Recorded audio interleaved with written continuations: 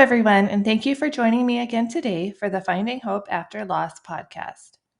Today, I am doing a special episode where I speak with some of the Project Finding Your Rainbow participants about their experience participating in the project and what it was like to share their story. If you aren't familiar, Project Finding Your Rainbow is a traveling rainbow skirt. It's actually more than one skirt now. It started off with just one, but now since the project has grown, it's multiple skirts. And the skirt travels from lost family to lost family. They take pictures with the skirt, either using a photographer, a family member, a friend, or doing it themselves. And then the pictures and the stories are shared. And the whole goal is to give people a chance to share their story while also raising awareness for pregnancy and infant loss. So far, we've had 312 stories shared. It's been in almost all 50 states. It's been to the UK, Canada, Australia, and Peru. So if you are ever interested in participating, you can look at the Journey for Jasmine website under the Project Finding Your Rainbow tab, or you can always send me a message on Instagram or Facebook at Journey for Jasmine. I also wanted to point out that the project is for anybody who has been through loss. You do not have to have a rainbow baby. You do not have to be currently pregnant with your rainbow baby. It's just for anybody who's been through loss and wants to share their story. So definitely check it out. I'm really hoping to hit all 50 states at one point, and I'm also open to sending it to other countries as well. I would love to have as many people as possible participate to help continue to raise awareness for this. And as I mentioned, today I am speaking with some of the former participants about their experience participating. So hopefully it will answer any questions you might have about it. But I'm always happy to answer any additional questions. Most of the main questions are answered on the Project Finding Your Rainbow page on the website. But definitely send me any questions you have. And I hope that you enjoy listening to what these wonderful people have to say. Hello, everyone. Today I am here with a few of the participants from Project Finding Your Rainbow who are going to share a little bit about what it was like to share their story. So would any of you like to take a minute to just introduce yourself, say a little bit about yourself, where you're from, what you like to do, that kind of thing? So, my name is Caitlin. I am from Pennsylvania in the United States. Um, I actually just gave birth to my rainbow baby in July. So that was Congratulations. thank you. So I actually participated in Project Rainbow, just about a year ago. And it was something really special for me. Before I got pregnant with my rainbow baby, Marley, um, I experienced a loss. Gosh, I'm like getting hot a little bit talking about it. Um, but being able to participate in Project Rainbow, it was kind of really special for me because I exist in a space and most of my relationships with my family and stuff, we don't really talk about the hard stuff. So being able to have a space to have this conversation was really eye-opening for me. Even now, like you'll probably realize the way like I speak, I'm very mindful about how I talk about it because it is still hard for me. Um, but it really opened my eyes up because once I was able to talk about it, I started talking to more women who were going through the same thing. And I think that was one of the biggest kind of like eye openers was for me was how many other women also go through this. But before you started sharing your story, did you know anybody else who had been through it, that who like talked about going through it? So I actually knew that my mom had experienced loss. I actually had two brothers who passed away, most notably my brother Christopher.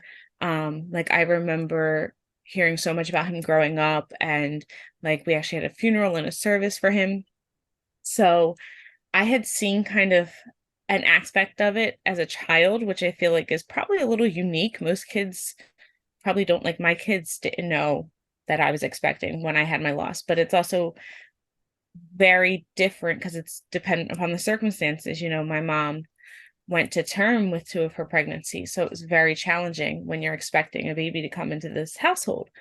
And it made me a lot more conscious of how I interacted with my children when I was pregnant after my loss because of the experience that I had as a kid.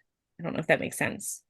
Yeah, that makes sense. And that's, kind of a different perspective than, what a lot of people have that you already were introduced to it even as a child, what loss was like.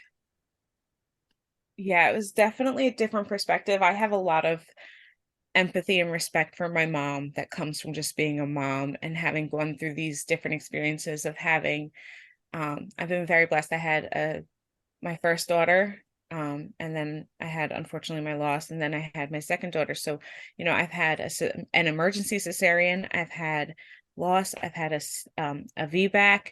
So I've seen all these different aspects of becoming a mother, and being able to talk to my mom about that now that I'm an adult and having these experiences to have someone I care about so much.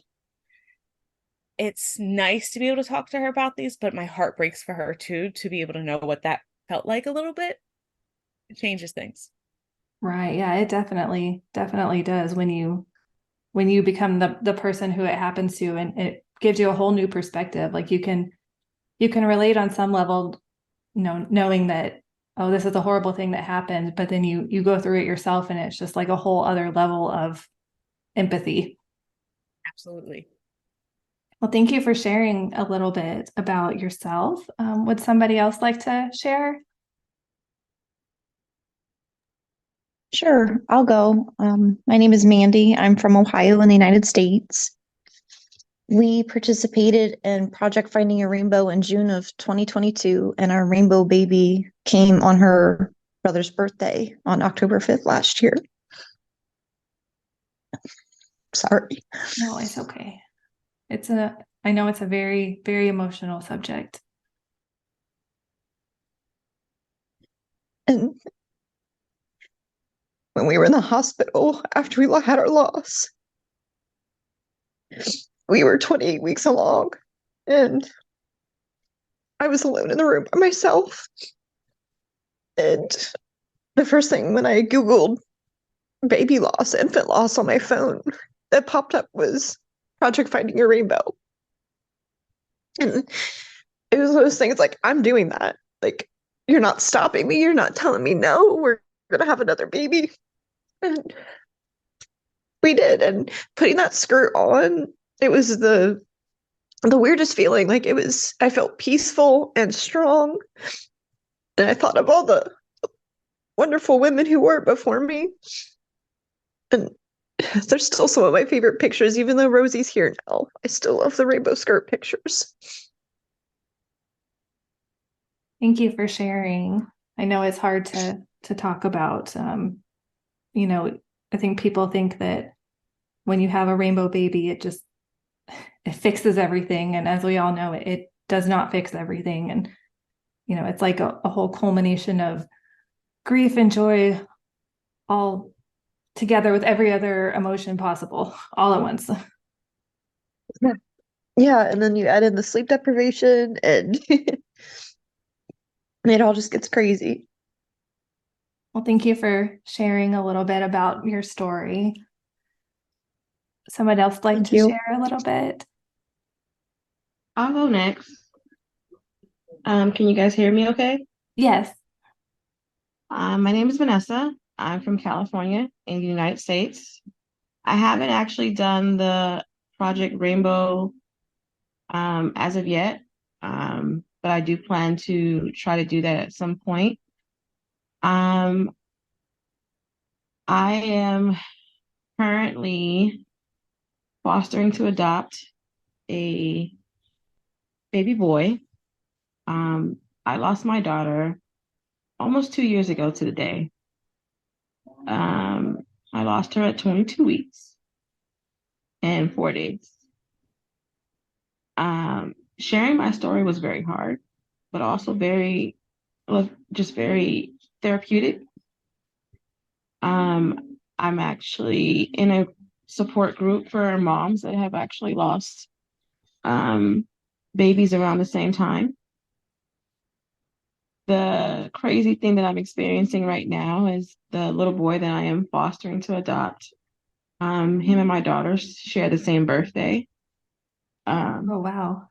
They were born in the same hospital, within 2 hours of each other. So it That's makes it hard. amazing.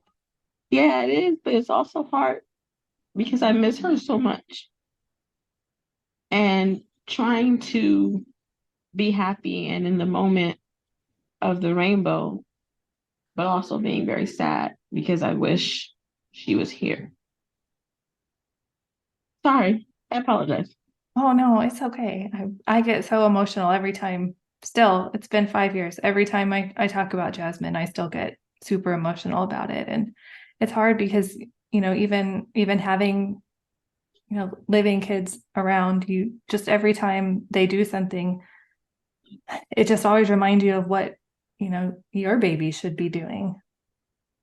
Exactly. That's exactly how I feel every day. And it's like I'm thinking that, I'm close to the 2 year mark. I thought it would get easier, but it just seems to get a little bit harder.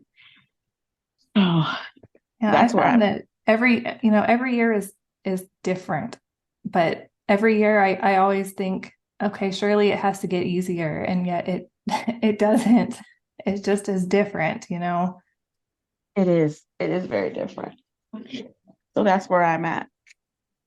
Well, thank you for sharing. I want Elizabeth, did you want to share a little bit? Oh, I'm sorry. Were you going to say something? I just want to make a suggestion that I think of everyone who spoke, we've all made an apology at this point. So I'm going to challenge us to not apologize for our feelings, or for like we're here to talk about this and to be with each other. And I did it too. I noticed. So we don't have anything to be sorry for. So I just want to remind you, ladies, and I think that's something we should try to practice because this is real and this is our life and these are our feelings and it's nothing to apologize for. I think that's a really good point. I find myself doing the same thing too. It's like, oh, I'm sorry for being emotional. And it's like, wait, we don't need to apologize for that. So, Elizabeth, do you want to share a little bit? Oh, yes, absolutely. My name's Elizabeth, and I'm from Ohio in the USA. My sweet baby Teddy was born at 22 weeks in 2018 after I experienced PPROM. We only made it a couple days after my water broke before he passed away. And I have since had my rainbow and my pot of gold babies, and I actually participated in the Rainbow Skirt Project a couple weeks ago. And for me, it was like coming full circle. Not exactly I guess a little bit of closure in a sense. Because I've had my rainbows, and right now I'm working on my project, A Touch of Teddy, to honor him. And so he was in the pictures with us, and it was just really special. I'm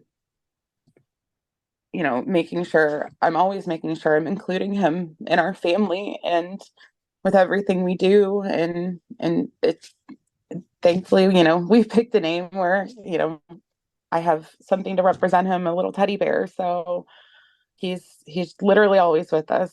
We take him on the road and we include him in everything. So it was full circle wearing the skirt and having all of my babies with me for pictures, and that it just made it that much more special getting to include him. I didn't realize until recently that he was born in 2018 as well, which is the same year that Jasmine was born. Oh yes, yeah, his birthday actually is also in October. I know I think it was you, Vanessa, said it was October 5th. I can't remember which one of you said it was, but Teddy's birthday is October 6th. Thank you for sharing a little bit about your story. So I know that, sometimes it can be really hard to talk about your story because it makes us feel, vulnerable because we're sharing, really intimate things that happen to us. So were any of you at all hesitant to share that part of you? I found it a lot easier to share in the sense of Project Worth Finding Your Rainbow than it was to actually talk to like my family or the people around me.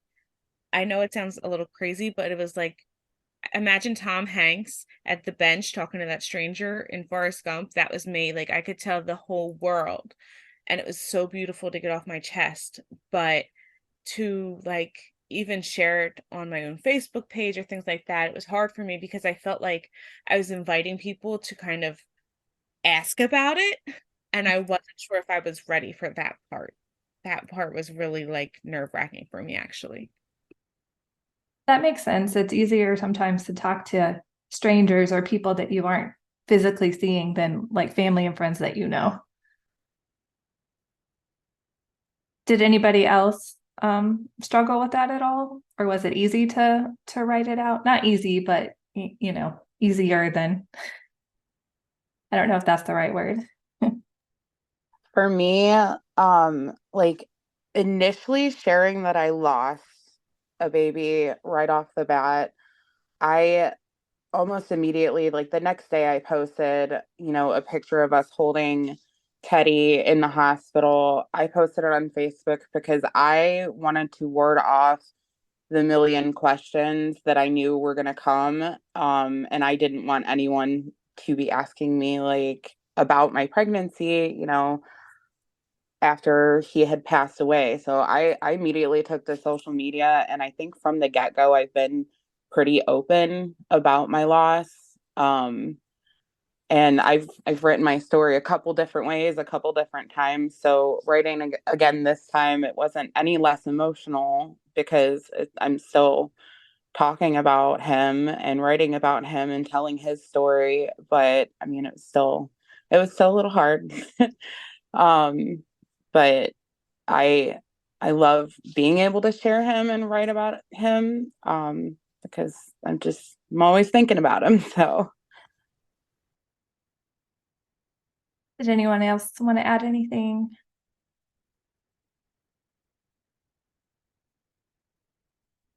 Okay, so one of the questions I like to ask is if you could offer advice to people who are newly going through loss, what would be your biggest piece of advice for them?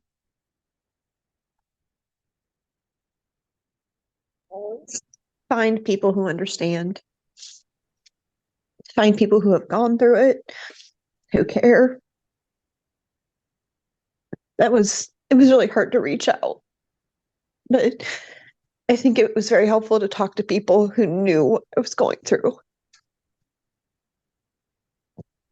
I And definitely think the lost community is one of those places we never wanted to be, but it's full of amazing people that we're glad to know once we have to be there. yes, definitely. And I wish we had known, like, when we lost Raylan, I'm not gonna lie, I wanted to forget about it. But looking back, I wish I had more pictures, more keepsakes. So that's what I would tell a new mom, a new lost mom. Get all the keepsakes you can. I think that's really important. And I think, unfortunately, not every hospital and not every doctor helps you get those things. And sometimes we don't know to ask for them or know to get them, which I think is unfortunate that there isn't some kind of standard there. I really echo that sentiment. I think it's so important to not hold it in. I myself did that for a while and then finally like I also went online and that's how I found Project Finding Your Rainbow. And I think in doing this, it's how I was able to talk to the people around me. And that's when I realized how many women I loved and cared about had gone through this and were able to support me in the way that I needed. And there's still like the other thing I really think is so important to quantify. I don't think that's the right word, I apologize, but just I can't strongly emphasize enough that don't compare your loss to someone else's. when you're sharing these stories. Like, it's hard for everybody. You know, and you'll meet people who have experienced losses in many different ways, and it doesn't make theirs worse than yours or yours worse than them. And I think it's just validating your own feelings and knowing that, like, however you're going through this, it's real and you deserve to feel all of the emotions you're going through, and that it's going to be okay afterwards. I think that's so hard to remember because there's not really ever an afterwards. I'm still feeling this, even though it's been a year and a half. Like, there's a after that moment, but it doesn't go away. So just kind of taking it day by day and really doing what you need to do to love yourself and honor the memory of the person that you love, you know, in whatever way feels valid for you. I think that's really great advice. It's really hard, I think, as people to not play the comparison game. And I think that's, hard enough as it is in everyday life, but especially when it comes to loss, because there really is no comparison. Every loss is different, every loss is valid, and, every loss matters. Did anybody else have any advice to offer? I just want to say that I feel like one of my bigger pieces of advice is not to, as hard as it is, and um not to be afraid to share your loss. And it doesn't necessarily need to be on social media.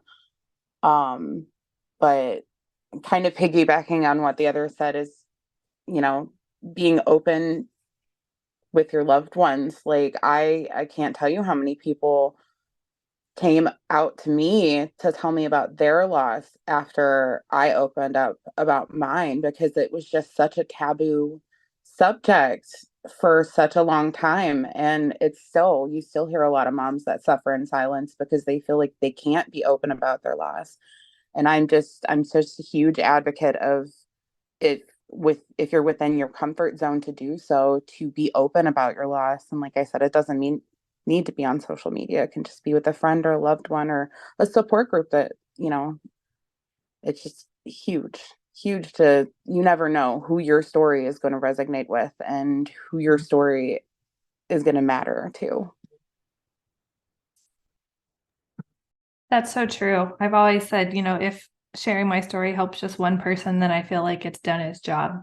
Even if I don't, know that it helps somebody, just like putting it out there. And I just think that's why it's important to share. So I agree.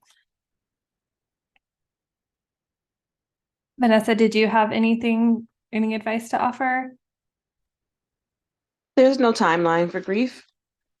Um, I hate when people expect you to be okay 2 years, 3 years down the line. Um, your situation is valid, your emotions is valid, and you should just be allowed to feel how you feel. Yeah, I think people have that idea that, grief is that whole um, timeline thing where you follow the stages and then you're done. And yeah, as we all know, that's not how it happens. So definitely, yeah, we need the space and the time to be able to grieve in whatever way that we need to grieve. So do any of you read any of the other participants' stories?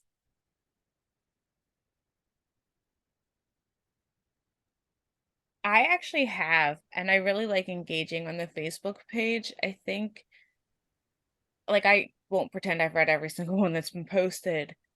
You haven't read all 300 of them? Slacking. We should have a book made. But I think just sometimes even seeing, this is going to sound funny, but before I wrote mine, I went in and read a lot of the other ones. And there's so many different writing styles and perspectives and stories. And it was actually really empowering in some ways. Like, I cried along reading some of these women's stories. I was so excited. Like when I see updates in the Facebook group and I see some of these women, and it's like, I'm so thankful that they get to feel this joy after such, sorrow. So for me, like, it's almost like getting to watch like I don't know, like a carousel of progress, like watching where things started to how they went. And I like sometimes I'll go back in after I've seen someone's update and read their original story just like for more context. Um, and it's sometimes humbling for me, but I just think it's really beautiful and it's a way for me to kind of feel connected, I guess. Yeah, that makes complete sense. I like seeing the updates as well and knowing, what they went through to get to where they are today. Because obviously all of us have been through something extremely traumatic, at this point. So I like seeing the updates too. I just want to say that I also love, and I think it is so truly beautiful that you also include moms that never see their rainbow baby, so that those moms can feel included in this, because this is such a big project and it is so impactful to moms everywhere. But including those moms that unfortunately never get to bring their baby home is just so huge. And I feel like that's just such an amazing way for those moms to not feel excluded in, the rainbow term. For a lot of people, they think rainbow baby, happy ending, and it's not always like that. So I just really love that you do that. Thank you. That was actually the next thing I was going to touch on. So thank you. Yeah, I think that's important because you're right. They do get forgot about. People think that you have a loss, you go on, you have a rainbow baby, and okay, we're all happy now, and you know your family's complete. And yeah, that's not how it is at all. And my whole purpose was to create something where it showed that we all have a different path, and we all can find our rainbow in a different way. Sometimes it can take longer than others, but it doesn't have to be through just a rainbow baby. I mean, obviously that's the goal for a lot of people, but not all people. Some people decide not to try again or whatever. But yeah, I definitely always like to stress that point that a rainbow doesn't have to be just a rainbow baby. I think that's so huge too, because a rainbow isn't just a rainbow baby, but it's also, even after a rainbow baby, it's not always like rainbows and butterflies. Like I'm so happy to have my daughter. But it's so much of a different experience to have a pregnancy after a loss, mentally, physically, emotionally. So I think people think, oh, like you said, like, oh, things are so much better, but it can be terrifying every moment of your pregnancy when you're living in fear of like not being able to bring your baby home. Like this is only one part of like a triathlon, you know? Um, and for some people that they don't even get to have their rainbow baby per se, it doesn't mean that they won't find happiness again in other ways. Or like, I know my sister-in-law actually unfortunately suffered a loss, and for her, she was like, I can't do that again. I'm looking into adoption because it's just mentally not something I, want to go through. And I have so much respect for her in that sense. Um, and it's just being able to really normalize the uniqueness of everybody's situations, but also the ebb and flow of emotions between happy and joyousness and, still grieving. And, as I'm watching my baby girl grow up, I'm wondering, what would your sibling have been like? What would things be like? Or watching my older kids interact with my daughter, I can't help but wonder sometimes, like, what if, or how would things be? Or, there's just so many questions that race through your mind. And it's hard to exist in a space where I can be grateful that I have a healthy, beautiful baby girl and still be sad about the loss that I experienced. Because she's not a replacement. She's not, a lost toy that needs a new piece. It's beautiful and wonderful that she's here, but there's still a child that I'm missing. Yeah, that's people underestimate how hard it is to, try to get pregnant after a loss, get pregnant after a loss, go through pregnancy after a loss, have living children after a loss, adopt. I mean, just like everything after a loss is just that much harder because of what we went through.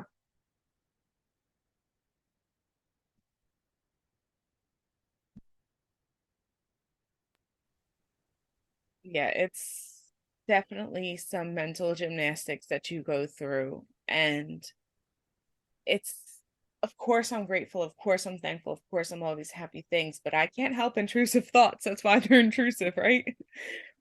So, Oh yeah, I struggle a lot with those, with those and the what ifs and all that fun stuff that comes with being a lost mom. So, do any of you do anything special on your baby's birth date or due date? Every year, I actually go to the bakery that made our wedding cake, and I purchase a cake anonymously and just have a card that I write out about Teddy, but I just cite it Teddy's family. Um, and I don't like leave our name, just Teddy's family. And I buy somebody else's birthday cake around his birthday. So I'm actually gonna go do that this week, but and then we just take our kids somewhere fun to celebrate the day, and then we make him a cake that day and we sing him happy birthday before bed. I love that you do that.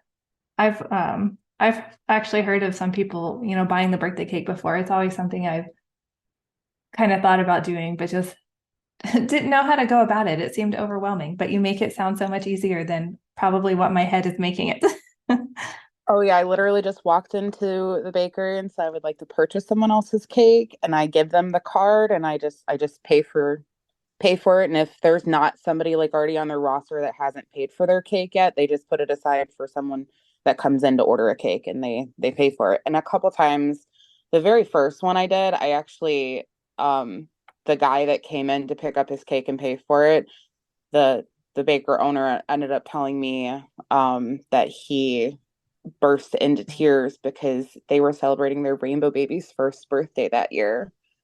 Oh, wow. Um, so it's been really special. She usually lets me know like about the family or whose cake I ended up paying for. Just she doesn't tell them who I am. Um, and a couple times I've just gotten like kids that would be around Teddy's age. So it's been really special doing that. So I highly recommend it. It's been nice. Does anybody else do anything special?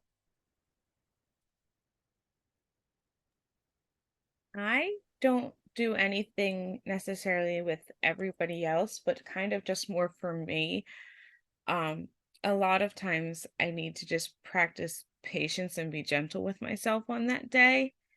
I usually like to light a candle and just have like a little moment to myself. It's so cliche, but just I almost feel like it's like a sacred thing, like being able to share that moment with my baby and just I feel like that's our time together. It's a little bit more private and low key, but for me, like it's just very intimate, and I appreciate that because I don't know that I would have the strength to do something.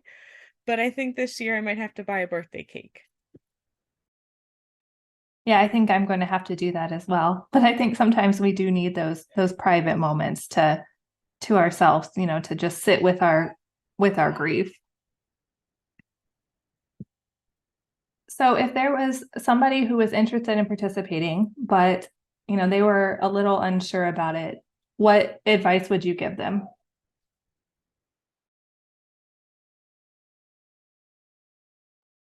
I would say it is better to do it and never ever share it. Like, and I'm not necessarily condoning that. Please send your stuff back in when you write. Thank you. But the reason I say that is that you'll regret potentially not doing it, but I can't ever imagine you regretting doing it. Because there's not an expectation. Like, I've seen so many stories, so many beautiful photos. You don't have to hire a professional photographer. You don't have to, it's whatever you want it to be. For my pictures, my best girlfriend and I got together, and she's someone who, when I experienced, she was there for me through my pregnancy and through my loss. So like, for her to take these pictures, it was really special. Um, and I think, like I said, there's never going to be a time where you regret doing it. And I think that there may be different ways for you to see how you want to do this. Like, some people go all out, and I was quite a verbose writer. I never shut up, as you guys can tell. But you can share as much or as little as you want. This is your story to tell how you want to tell it. But I would definitely say at least give it a shot. Does anybody else have any advice they would give?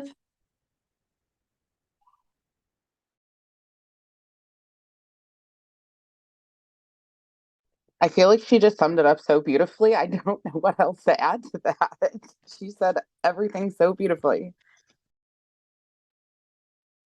I do agree. It was really great advice. And that's one thing that I've tried to do with this is let it be your own. I let you tell the story in the way that you want to tell it, whether it's a few words or a lot of words or, a poem. I mean, I've had some people just do a poem, some people just do a short story, some people write out every detail. And to me, I think it's just important to share your story the way that you want to share it and the information that's important for you to share. So that's been my goal with that. So just a question that I was curious about. Were any of you surprised at all at the size of it? Yes, I did not think it was going to be quite so big, but it made me love it that much more. Oh my gosh, did I ever to package that into the box to mail it? Because that was special in and of itself, trying to repackage it into the box. But no, I definitely did not expect it to be so big. I also felt like, oh my gosh, like, imagine it's someone's wedding dress. Take care of this thing, please. I'm like outside and I'm like spreading it across the grass, and I'm like, be careful with it. I don't want to rip it. I don't want to get it dirty. Spot cleaning it. Because it just felt like the sisterhood of the traveling skirt over here. But I was definitely surprised at how big it was. But it was actually really fun and empowering for me because I was at a local gardens. You actually might have heard of it, Longwood Gardens. There was recently an escaped convict hanging out in Pennsylvania who was in these gardens. Oh yeah, I did hear about that. Didn't realize it was that place, but Did my pictures there. It's a beautiful garden, actually, and it was so much fun. People were walking by and they were like, oh my gosh. And so I felt like a little princess. and I did love your pictures. I thought they looked very princessy. I couldn't believe how heavy it was. It's absolutely gorgeous, but to put it on and like walk around, I'm like, oh my God. Like I had to keep taking breaks because I was like 7 months pregnant. It was June. It was hot. I was sweating, but I loved it. It was so worth it. And sometimes those summer months, it's hot, but we've had people out in the middle of the snow, people like in the heat. So yeah, definitely a little bit of everything.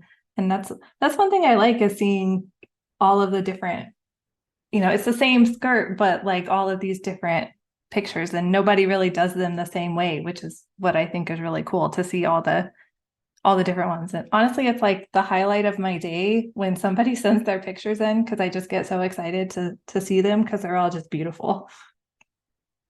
Yeah, I'm really amazed at some of the really innovative ways that these women have found a way to interact with the skirt besides even just wearing it, or like the cool camera angles. I'm like, I live for it.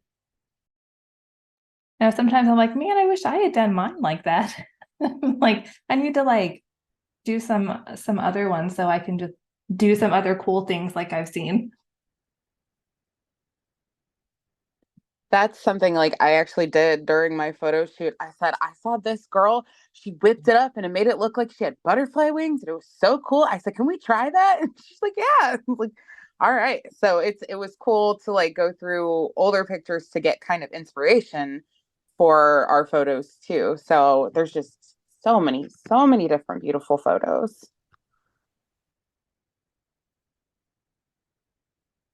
So, is there anything else that anybody would just like to add in general about participating or sharing your story or just anything in general about going through loss?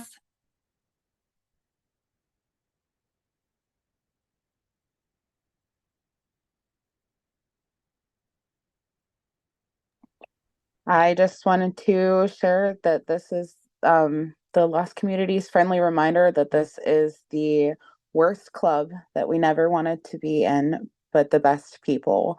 I did not know this community even existed until shortly after my loss, and it has just welcomed me with open arms. And while immediately in the beginning I felt so alone in my grief because, I didn't know anybody who'd lost a baby at 22 weeks. That was just, something I had never even like really heard of. I've heard of miscarriages, but I'd never known anybody that experienced that. But this community opened its arms to me when I needed it and engulfed me. And I've been just surrounded by the most wonderful support. And it was just me opening up to one person to start, and it trickled from there. I've connected with so many lost moms, and I've heard so many stories, and I'm just so thankful for this community. And it takes one story, one person, to connect with. And it's the community that never stops giving. And it's an unfortunate community that we're all in, but you were never ever alone in this community. I Yeah, think that beautifully said and such an important reminder because nobody ever expects to find themselves in this position. Um, wouldn't wish it on my worst enemy, but kind of how we were talking about earlier, it's bittersweet. It's an awful thing to be here, but it's a beautiful thing to be a part of with some of the most beautiful people I've ever met in my life.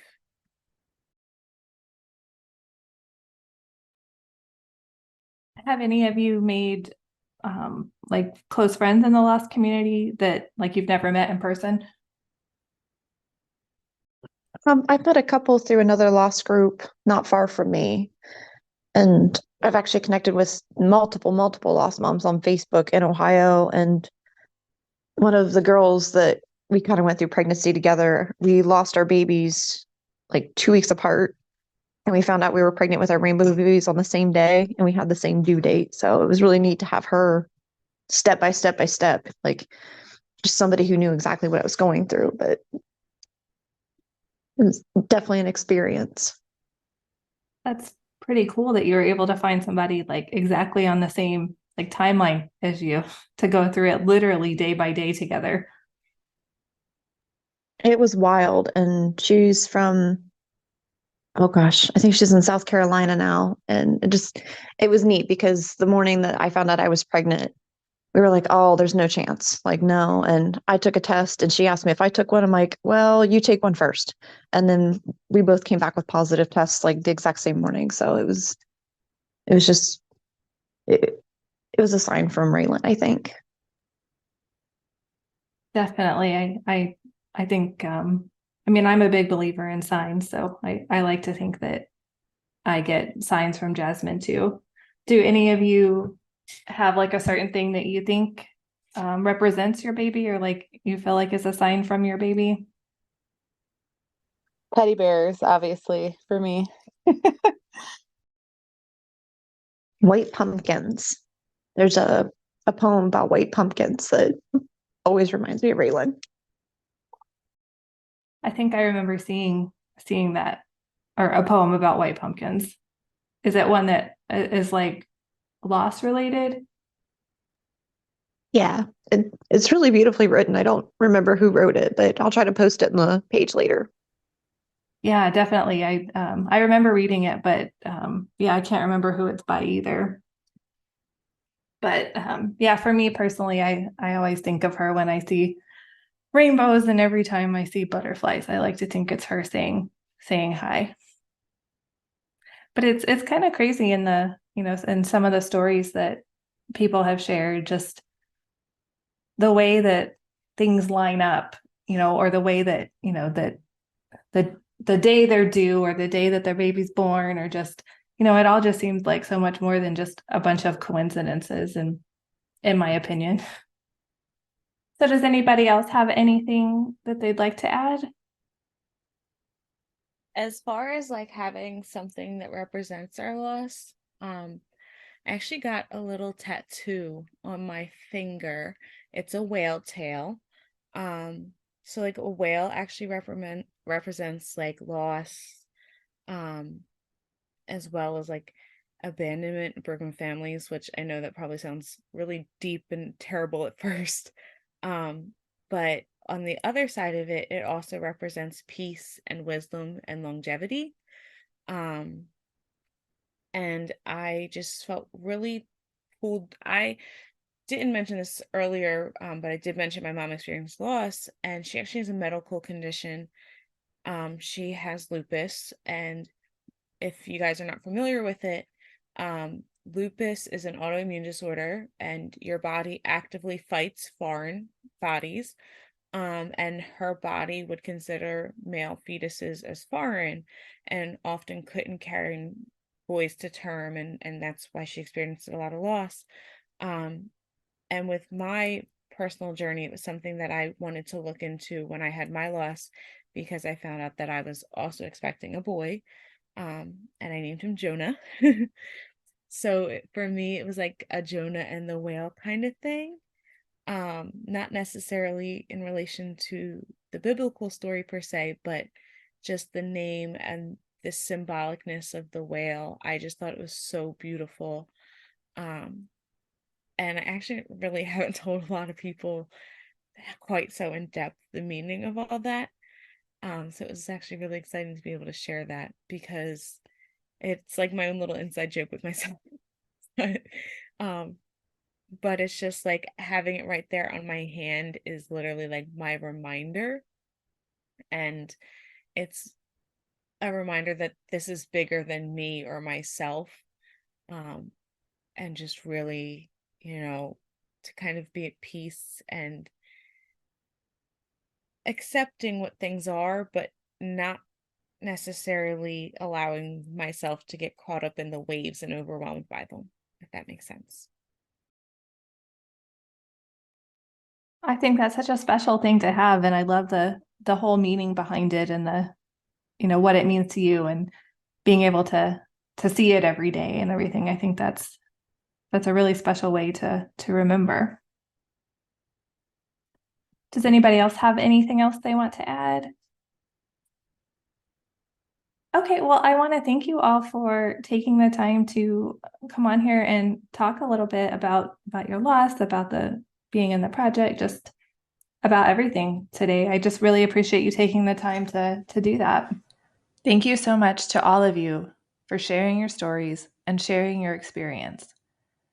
I know that sharing our stories is not always an easy thing, but I think every single person who has the courage to go out there, to share their story, to show other people that they're not alone is amazing. And if you're not ready to share your story, or if you're never ready to share your story, that's okay too. I think you're amazing too. Sometimes we just have to keep it more private, and there is no right or wrong way of doing it. So again, if you're interested, you can go to the Journey for Jasmine website, to the Project Finding Your Rainbow tab, and make sure you subscribe so you don't miss any future episodes. Thank you so much for tuning in, and remember, We are all in this together.